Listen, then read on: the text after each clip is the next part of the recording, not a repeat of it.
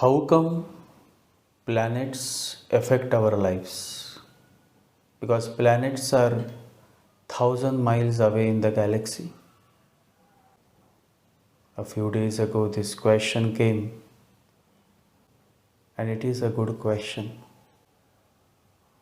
I will answer.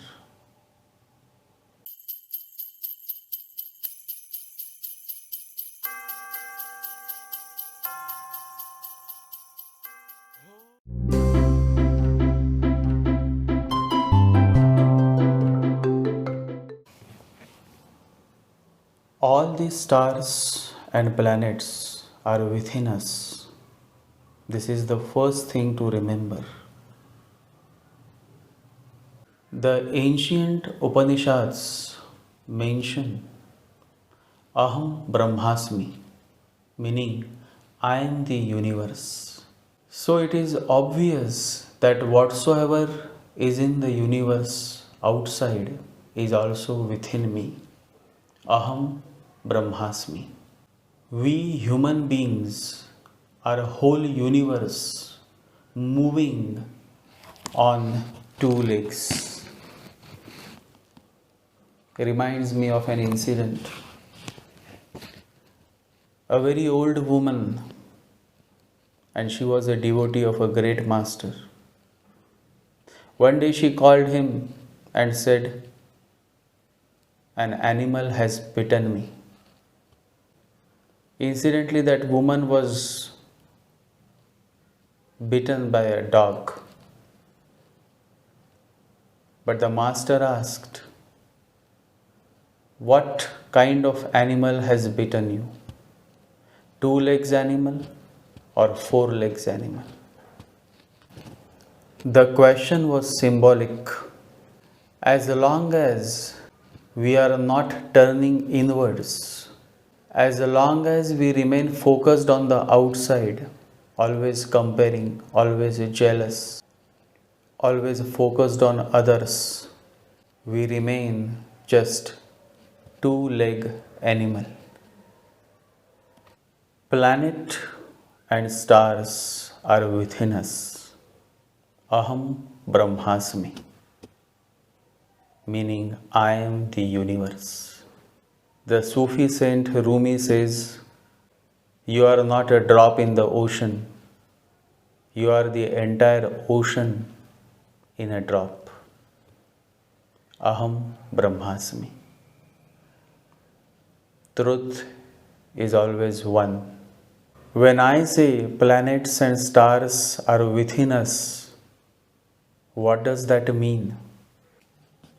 A planet is a tattva, essence. A star is the nature, swabhav. And a zodiac sign is the quality. Tattva, swabhav, and guna. Essence, nature, and the quality. When somebody says, "Seema is a good dancer and she is also a very good singer," it means that the essence, the tattva, is of Shukra, that is Venus.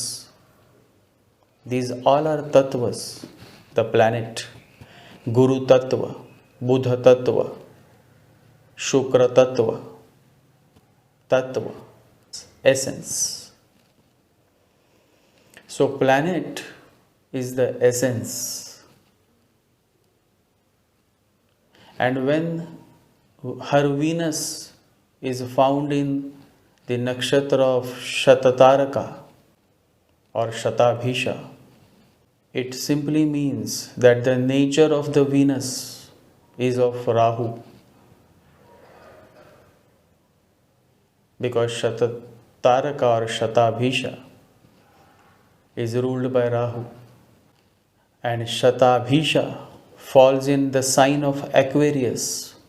So Aquarius signify the quality. So this is how you see the essence, the tattva, the nature of the tattva through the nakshatra, and the overall quality of it through the sign. And this is how the whole galaxy is within us. There is nothing on the outside. Always remember this. If you are happy within, if you have found your peace, then no matter where you are standing, whether you are in a marketplace, a crowded place, but you will always be in peace, because the peace is within and not outside. So this is very important to understand. The ancient seers and sages simply mapped these qualities within us with the planets and stars outside in the galaxy. So, what you are trying to see on the outside, what you are trying to find on the outside, is only to be found within and nowhere else. So you see, nothing precisely is on the outside, everything is within. That's what Jesus says to his people, that's what Buddha says, and that's what Mahavira says. That nothing is on the outside. The fear is also not on the outside, it is within you. If you are fearless, then you can walk in a graveyard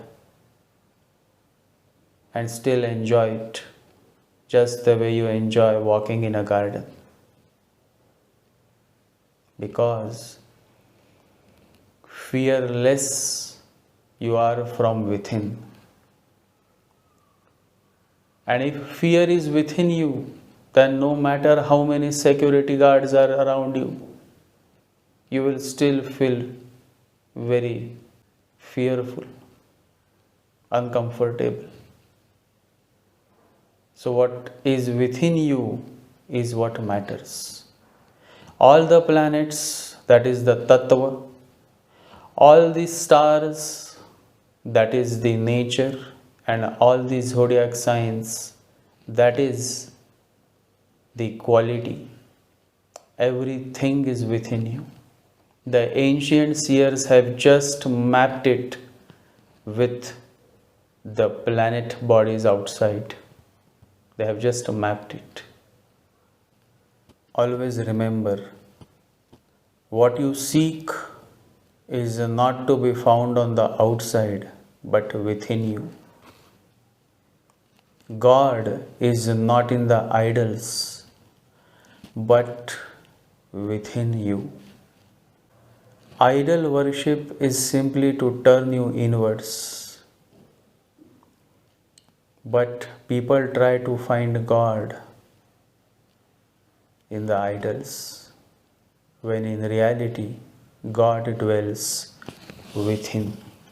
God is not in the worshipped idols, it is in the worshipper. It is not in the object which you worship, it is in the innermost source from where the prayers come. God is always within. When Jesus was asked, when will the kingdom of God come?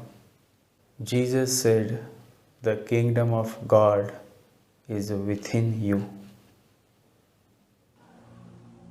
The idol is just a form for the mind to turn inwards.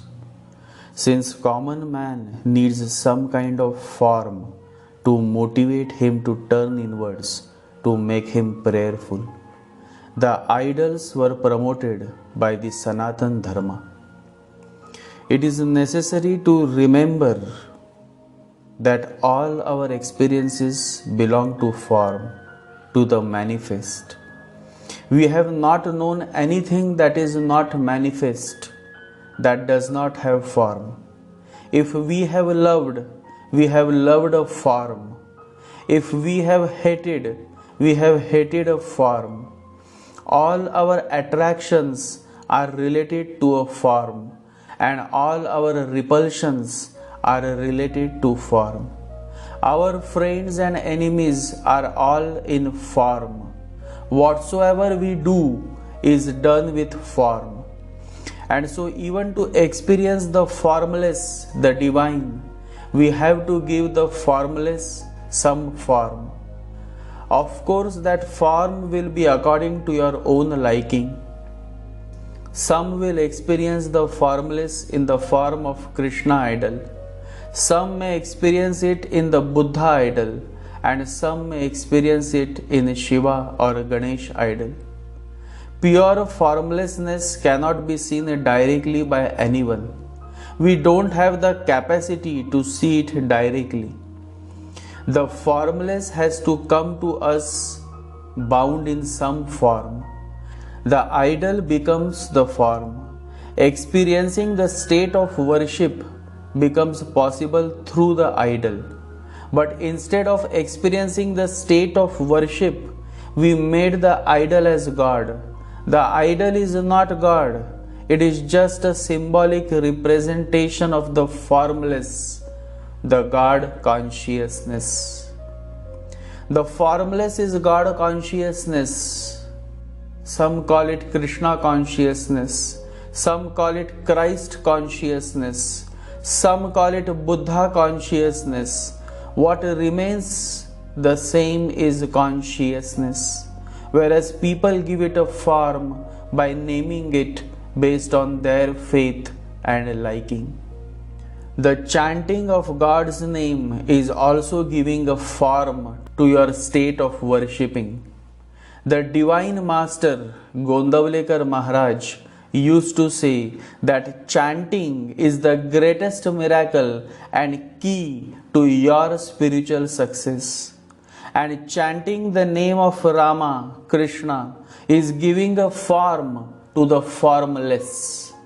Chanting can be done in form of any name that you love. Jesus, Muhammad, Mahavira, Buddha, Krishna, Rama. As long as you are chanting, you are actually working on the planets, the Tattva, essence. You are working on your stars, the nature, and you are working on your signs, the qualities, guna, within you. Chanting, therefore, is the greatest spiritual practice, and I love all those men and women who take to chanting, meditate through chanting. Simply by chanting the holy name of Krishna, Hare Krishna, Hare Krishna, Krishna Krishna, Hare Hare, Hare Rama, Hare Rama, Rama Rama, Hare Hare. A devotee of the Lord can approach the supreme destination easily and happily. But this destination cannot be approached by any other process of religion, says Srila Prabhupada, the founder of ISKCON. Sitting before an idol, you can chant. That will expedite your progress in chanting the name of the Lord. However, it is not a must that you should have an idol before you. The greatest master, Bodhidharma, used to sit facing a blank wall, and yet his spiritual height was equal to Gautam Buddha. And so it is good to have an idol, but it is not a must to have an idol. But unfortunately, people made the idols as God, when God is not in the idols but within you. The idol is just to help you become more prayerful, more meditative, so that one day you experience the first glimpse of God within you, within your heart. The first glimpse of God has to be in the innermost shrine of your heart. If you have not seen him there, you can go on talking about him, but you will not ever be able to see him anywhere. Because people become too obsessed with idols and idol worship, God had to send his messengers, Jesus, Buddha, Mahavira, Prophet Muhammad. Prophet Muhammad wanted his followers to go beyond the idols, and so he opposed idol worship. His intentions were good, but look what his followers have done. The Muslims just went on destroying idols wheresoever they found it. Instead of overcoming idol worship, they became too obsessed with destructions of idols. So much so that in the whole history of mankind, nobody must have destroyed so many beautiful idols of gods and goddesses as the Muslims have. This is how the mad world is. Prophet Muhammad was saying exactly that what the Upanishads were saying, that God dwells not in idols but within human beings. But look what his followers have done. They just remained where they are, obsessed with destroying the idols, when their master wanted them to go beyond the idols. Islam is a very spiritual religion to its core. That was the whole purpose of Prophet Muhammad. But very few Muslims could actually understand the essence of Islam, and most of them were Sufis. The very example of Ganesh Visarjan is a beautiful way that conveys the fact that the idol is just an idol, and that is why we immerse it in the sea or river. That too after worshipping the same idol with so much love and devotion for 10 days. The whole concept of immersing the Ganesha idol that was worshipped for 10 days is a beautiful symbolic representation that the idol is left behind while the state of worship remains in your heart. Worship is an immersion. You begin your journey from the idol, which is one end of the process.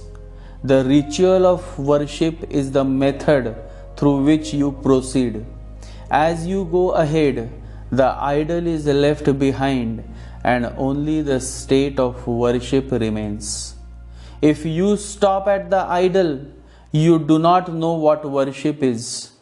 And if you move into the experience of worship, you will know the root of worship and the real purpose of the idol. When people worship the idol of Saturn, it is actually enhancing the qualities of Saturn within you.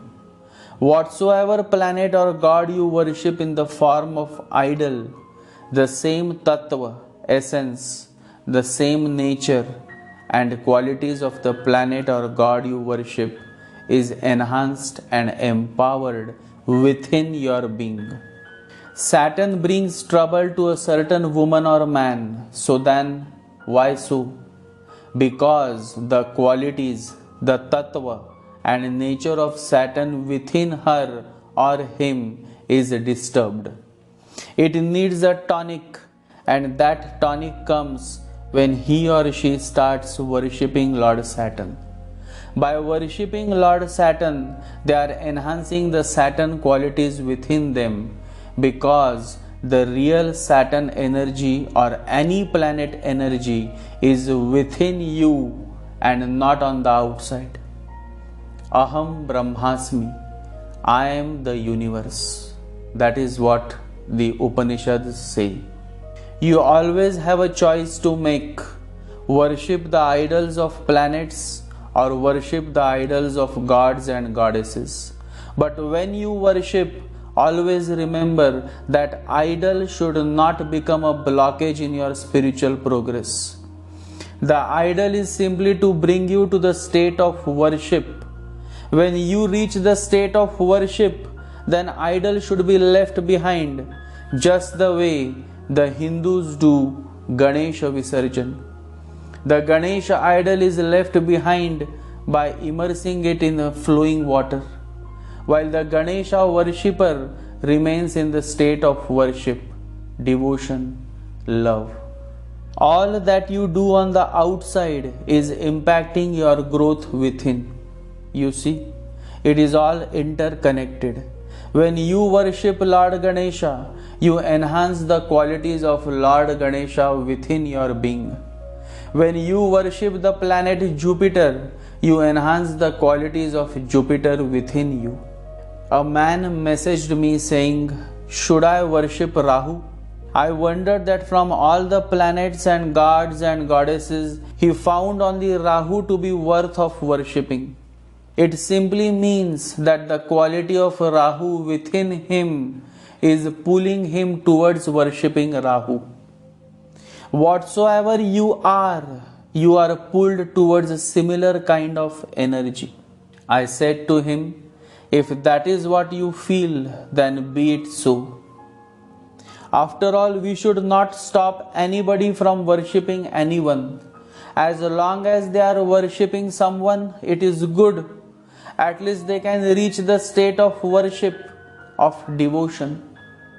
All the answers are within you. All the universe is within you. Aham Brahmasmi. You will ask exactly those questions that signify your state of being, your current state of spiritual growth, your level of understanding. That is why it is said that the question matters more than the answer, because the questions signify the questioner's state of being. Meditate every day. When you meditate, there is absolutely no need of any idol. If you have one, it is fine. But if you don't have, then also it is fine. Because as mentioned, God is not in the idol. God is within you.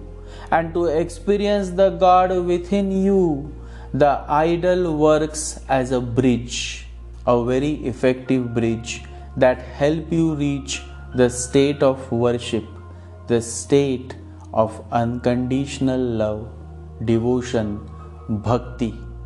The Bhakti Sutras of Narada mentions that the path of love and devotion is the easiest way to attain the divine. How beautiful is this? Very true. All the planets and stars and the good qualities within you will start enhancing within you when you start walking on the path of devotion and love, which is called Bhakti Marg. But who wants to listen? People are just rushing to do rituals and whatnot, but those few, those chosen ones will start feeling thirsty for the love of the Lord. And it is this thirst that will eventually lead you to the higher realms of consciousness. And then there is no looking back. The road is clear and you are ready to walk. The Sufi saint Rumi says, with every breath I plant the seeds of devotion. I am the farmer of the heart. Be the farmer of the heart. Become the farmer of your heart. Let love and devotion grow within your being. Love, devotion, forgiveness, and living your life with acceptance. These are the real keys to a progressive life, my fellows. But to reach to this stage, to receive these beautiful keys, first you have to start turning inwards. First you have to start chanting the name of the Lord. First you have to start being truthful to yourself. Meditate and love to all my listeners. Stay blessed.